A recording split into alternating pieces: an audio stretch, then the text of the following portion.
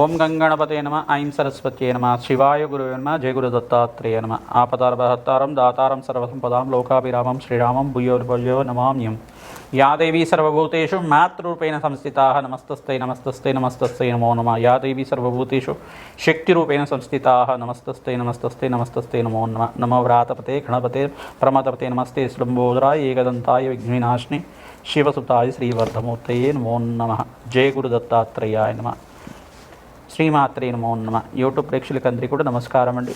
నేను పాలపర్తి గురునాథ్ శర్మ, జ్యోతిష్యం వాస్తు సిద్ధాంతిని.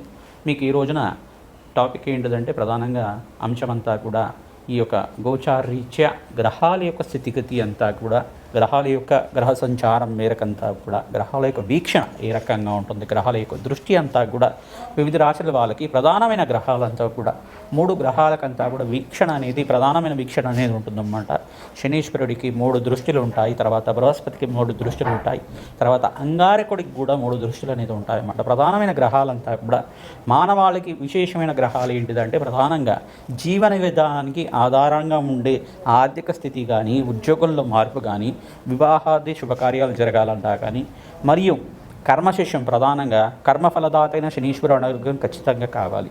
మరియు ఇక్కడ బృహస్పతి అనుగ్రహం అంతా కూడా ఖచ్చితంగా కావాల్సి ఉంటుంది. బృహస్పతి అనుగ్రహం ఉంటే కనుక వంశాభివృద్ధి అవుతుంది, ఆర్థిక స్థితి మెరుగుపడుతుంది, అష్టైశ్వర్య యోగం కలుగుతుంది.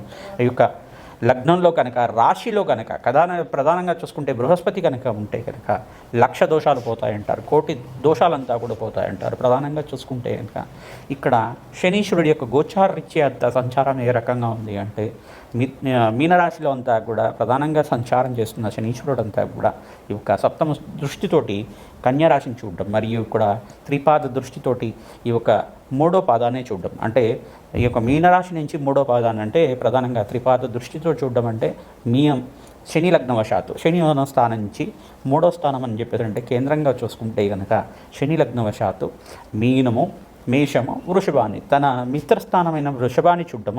అక్కడ మాలవ్య యోగంలో అంతా కూడా శుక్రుడు సంచారం చేయడం, పంచమహాపురుష యోగంలో అంతా కూడా మాలవ్య యోగంలో అంతా కూడా ప్రధానంగా శుక్రుడు సంచారం చేయడం అనేది విశేషమైన ఫలితంగా ఉంటుంది. ఇక్కడ స్వరాశిలో అంతా కూడా శుక్రుడు సంచారం చేస్తూ సప్తమ స్థానాన్ని అంతా కూడా చూస్తుంటారు. ప్రధానంగా ఇక్కడ సప్తమ స్థానాన్ని చూడడం వల్ల విశేషమైన పుణ్యయోగాన్ని ఇస్తూ ఉంటాడు అన్నమాట.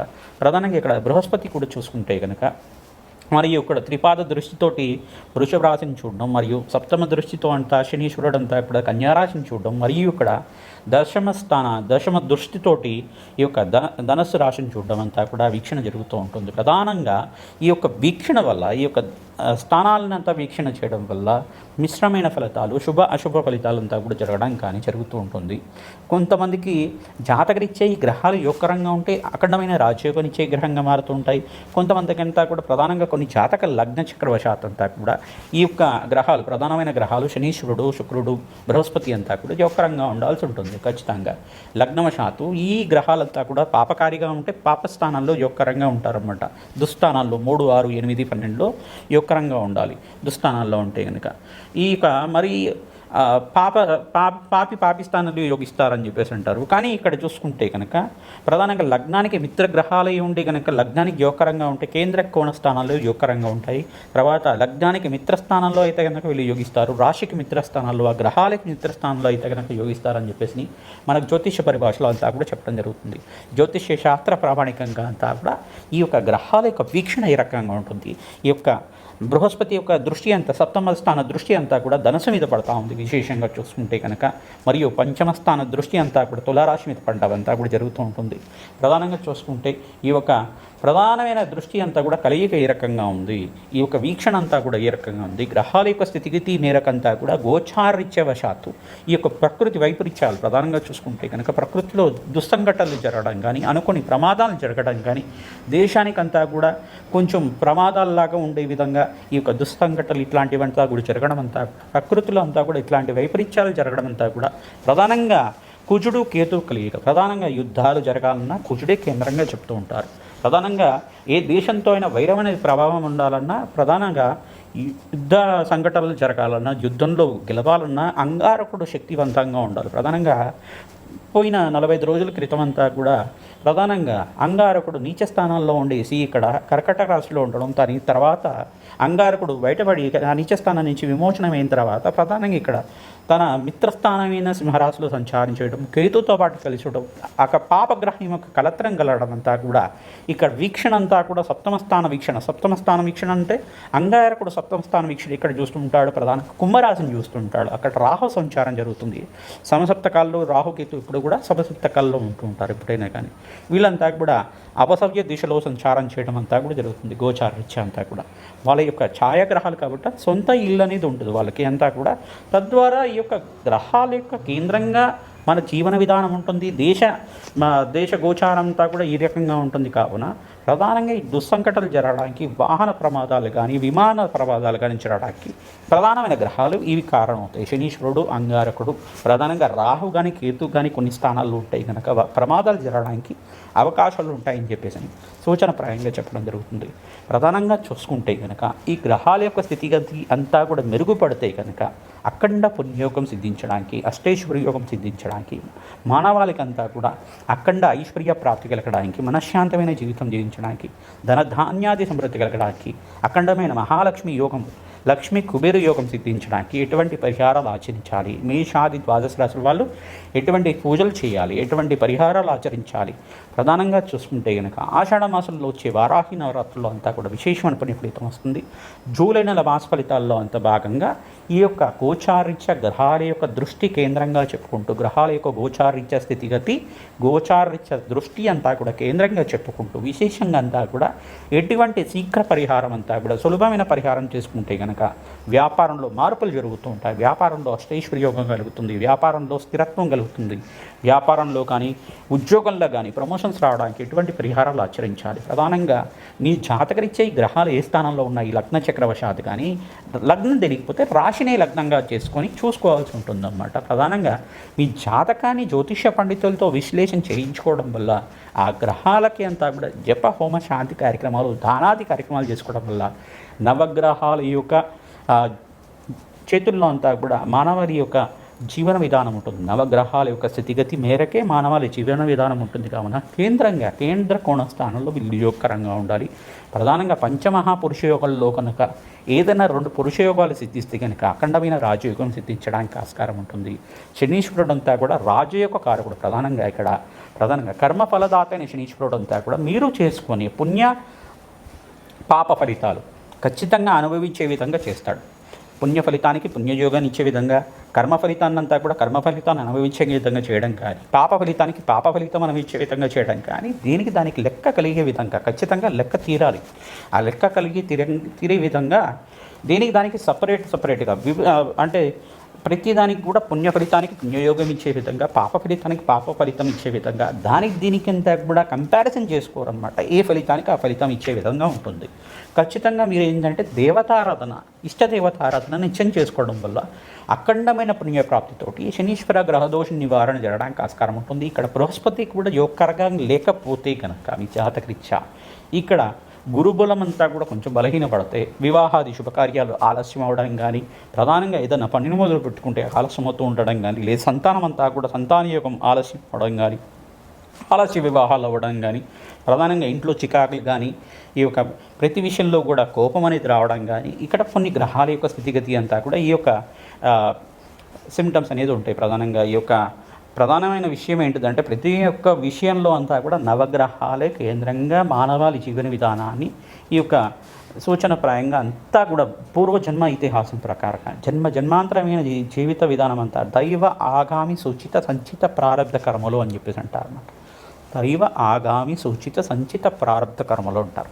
ప్రధానంగా తెలిసి చేసే పాపాలు కానీ, తెలియకుండా చేసిన పాపాలు కానీ, పూర్వజన్మలో చేసిన పాపాలు కానీ, పుణ్యాలు కానీ, పూర్వజన్మలో కర్మశేషాలు ఏదైనా పుణ్యకర్మాలు కానీ, పాపకర్మాలు కానీ, ఇప్పుడు చేసిన ఫలితం ఈ జన్మలో చేసుకున్న ప్రస్తుత కర్మలో చేసుకున్న కర్మలైనా కానీ, ఆ కర్మాలకి శేషం అంతా కూడా ఏ రకంగా ఉంటుంది, ఆ ఫలితం అంతా కూడా ఏ రకంగా ఉంటుంది, ఆ ఫలితాలంతా కూడా ఈ రకంగా గోచారీత్య గ్రహాల యొక్క స్థితిగతి అంతా కూడా గోచార చక్రవశాత్తు ఉగాది నుంచి ఉగాది వరకు ఏ రకంగా ఉంటుందనేది కేంద్రంగా చెప్పడం జరుగుతుంది. గోచార చక్రం అంతా కూడా లగ్న చక్రం, జననకాల లగ్న చక్రం అనేది జన్మలగ్నవశాత్తు మీకంతా కూడా ఈ యొక్క శాశ్వత జీవిత విధానం అంతా కూడా ఈ రకంగా ఉంటుంది. వంశాభివృద్ధికి ఏం కావాలి, సంతాన యోగం కావాలంటే ఏ గ్రహాన్ని పూజించాలి, ప్రధానంగా వివాహాది శుభకార్యాలు గనక అంటే ఎందుకు వివాహ శుభకార్యాలు ఆలస్యంగా అవుతున్నాయి, లేదు వివాహాది శుభకార్యాలు జరిగిన తర్వాత కూడా ఇంట్లో చికాకులు కానీ మనస్పర్ధలు కానీ గొడవలు కానీ ఎందుకు వస్తున్నాయి, దీనికంతా కూడా కారణంగా చెప్తుంది. లగ్న చక్రము నమాంశ, మళ్ళా షష్టాంశ, త్రింశాంశ ఇటువంటి దశ వింశోత్తర దశ విధానంలో చూసుకొని అన్వయం చేసుకోవాల్సి ఉంటుంది. ప్రతిదీ అంతా కూడా కూలంకషంగా దృష్టి భావాన్ని అంతా కూడా కేంద్రంగా చెప్పడం జరుగుతుంది. గ్రహాల యొక్క స్థితిగతి, గోచార చక్రము, లగ్న చక్రంలో ఉండే గ్రహాల యొక్క స్థితిగతి అంతా కూడా చూసుకోవాల్సి ఉంటుంది. ప్రధానంగా అన్ని రాశుల వాళ్ళకి, మేషాది ద్వాదశ రాశుల వాళ్ళకి జూలై నెల మాస ఫలితాల్లో అష్టైశ్వర్య యోగం సిద్ధించాలి అంటే కనుక ఈ యొక్క గ్రహాల యొక్క స్థితిగతి, వీక్షణ, దృష్టి కేంద్రంగా అంతా కూడా చెప్పుకుంటూ విశ్లేషణ చేసుకుందాం. జయ గురు దత్తాత్రేయ. మిథున రాశి జాతకులకంతా కూడా జూలై నెల మాస ఫలితాల్లో భాగంగా ఆషాఢ మాసంలో అంతా కూడా ఏ రకంగా యోగిస్తుంది, ప్రధానంగా విశేషంగా అంతా కూడా ఈ యొక్క జూలై నెల మాస ఫలితాల్లో మీకంతా కూడా గ్రహాల యొక్క దృష్టి కేంద్రంగా చెప్పడం జరుగుతుంది. ప్రధానంగా చూసుకుంటే శనీశ్వరుడికి బృహస్పతి యొక్క దృష్టి అంతా కూడా మీకు ఏ రకంగా ఉంటుంది, ఏ రకంగా ఈ గ్రహాల యొక్క దృష్టి అంతా కూడా ఈ గ్రహాల మీద పడడం వల్ల ఈ యొక్క అన్వయం గోచార చక్రంలో ఉండే భావ ఫలితాలంతా కూడా ఏ రకంగా మీకు అన్వయం అవుతుంది. ప్రధానంగా చూసుకుంటే కనుక ఇక్కడ మిథున రాశి జాతకులకంతా కూడా సప్తమాతకైన బృహస్పతి అంతా కూడా రాశిలో సంచారం చేయడం యోగకరంగా ఉన్నప్పటికీ కూడా ఇక్కడ మిత్రస్థానంలో బృహస్పతి సంచారం జరగట్లేదు. ప్రధానంగా చూసుకుంటే కనుక మిశ్రమైన ఫలితాలతో పాటు మీకు వివాహాది శుభకార్యాలు జరగడానికి అధిక వ్యయం, వ్యయం అనేది జరగడానికి ఆస్కారం ఉంటుంది. శుభకార్యాల నిమిత్తం వివాహాది శుభకార్యాల కోసం ప్రయత్నాలు మొదలు పెట్టుకుంటూ ఉంటారు. గృహప్రవేశ యోగం కోసం కానీ, మంచి శుభకార్యాలు ఇంట్లో జరగడానికి, బంధుమిత్రులతో ఆహ్లాద కోసం మీకు మంచి ఆహ్లాదకరమైన వాతావరణం ఏర్పడడానికి, మంచి బంధుమిత్రుల సహకారం అందడానికి ఆస్కారం ఉంటుంది. వివాహాది శుభకార్యాల కోసం ప్రయత్నాలు మొదలు పెట్టుకోవచ్చు. ప్రతినిత్యం కూడా ఎప్పుడైతే కనుక మీకు గురుబలం అనేది సిద్ధిస్తుందో వివాహాది శుభకార్యం జరగడానికి ఆస్కారం ఉంటుంది. ప్రతినిత్యం కూడా దత్తాత్రేయ స్వామి వారి హోమాది కార్యక్రమాలు చేసుకోవడం, బృహస్పతికి జపము, శనీశ్వరుడికి జప హోమాది కార్యక్రమాలు. ప్రధానంగా ఇక్కడ అంగారకుడు అంతా కూడా కేతుతో పాటు కలిసి ఉన్నాడు కావున మీకు అష్టైశ్వర్య యోగం సిద్ధించడానికి అంగారకుడికి, శుక్రుడికి అంతా కూడా జప హోమ శాంతి కార్యక్రమాలు చేసుకోవడం వల్ల వ్యాపారం అభివృద్ధి కలుగుతుంది, అష్టైశ్వర్య యోగం కలుగుతుంది, ధనధాన్యాది సమృద్ధి కలుగుతుంది. శనగలంతా కూడా ఈ యొక్క బృహస్పతికి ప్రీతికరంగా శనగలు దానం చేయడం, బ్రాహ్మణత్వంకి దక్షిణ సహితంగా ఇవ్వడం, పసుపు రంగు వస్త్రాన్ని సమర్పించడం, పసుపు ఆడిచిన పసుపునంతా కూడా అమ్మవారు దేవాలయంలో అభిషేక నిమిత్తం కానీ పూజ కోసమైనా కానీ సమర్పించడం అంతా కూడా యోగకరంగా ఉంటుంది. అష్టైశ్వర్య యోగం సిద్ధిస్తుంది. దత్తాత్రేయ ఆరాధన యోగకరంగా ఉంటుంది. ప్రధానంగా నవగ్రహ శాంతి హోమాది కార్యక్రమాలు జన్మజాతక ప్రకారంగా మీరు చేసుకుంటే కనుక అష్టైశ్వర్య యోగం సిద్ధిస్తుంది. కష్టాల నుంచి బయటపడతారు. ఆనందమైన జీవితం జీవించడానికి ఆస్కారం ఉంటుంది. ప్రతినిత్యం కూడా జగన్మాతకు ప్రీతికరంగా వారాహిదేవి పూజ అంతా కూడా చేసుకోవడం, శత్రు సంహారణ స్వరూపిణి అమ్మవారంతా కూడా శత్రుబాధలు, శత్రుపీడ నుంచి బయటపడడానికి ఆస్కారం ఉంటుంది. సకల భయాలు, దుర్దోషాలంతా కూడా నివారణ చేసుకోవడానికి, జన్మాంతరమైన మహాపాతకాలంతా కూడా పోవడానికి వారాహి నవరాత్రులంతా కూడా చాలా బాగా యోగిస్తాయి. కావున విశేషంగా మీరు జప హోమ శాంతి కార్యక్రమాలు చేసుకోవడం, వారాహి నవరాత్రులు అమ్మవారికి అష్టోత్తరనామాలతో పూజ చేసుకోవడం వల్ల ఆనందమైన జీవితం జీవించడానికి ఆస్కారం ఉంటుంది. మహాలక్ష్మి ప్రీతికరంగా సహస్రనామార్చన ప్రతినిత్యం కూడా చేసుకోవడం వల్ల, లక్ష్మీ కుబేర హోమ శాంతి కార్యక్రమాల్లో పాల్గొనడం వల్ల ఆనందమైన జీవితం జీవిస్తారు. లక్ష్మీ కుబేర హోమ శాంతి అనేది మీకంతా కూడా అఖండ కుబేర యోగం సిద్ధించే విధంగా, వ్యాపారంలో అన్ని విధాలుగా కలిసి వచ్చే విధంగా జప హోమ శాంతి కార్యక్రమాలు చేసుకోవడం వల్ల విశేషమైన హోమం అన్నమాట. ఇదంతా కూడా ఎవరైతే ఆచరిస్తారో వ్యాపారంలో అభివృద్ధి వస్తుంది, ఉద్యోగంలో మార్పులు జరిగి మంచి ఉద్యోగం లభించడానికి ఆస్కారం ఉంది, విదేశంలో స్థిరత్వం లభిస్తూ ఉంటుంది, అఖండమైన విద్యాయోగం కలుగుతుంది, వివాహ యోగం సిద్ధిస్తుంది, ఆనందమైన జీవితం జీవించడానికి ఆస్కారం ఉంటుంది. శ్రీమాత్రే నమః.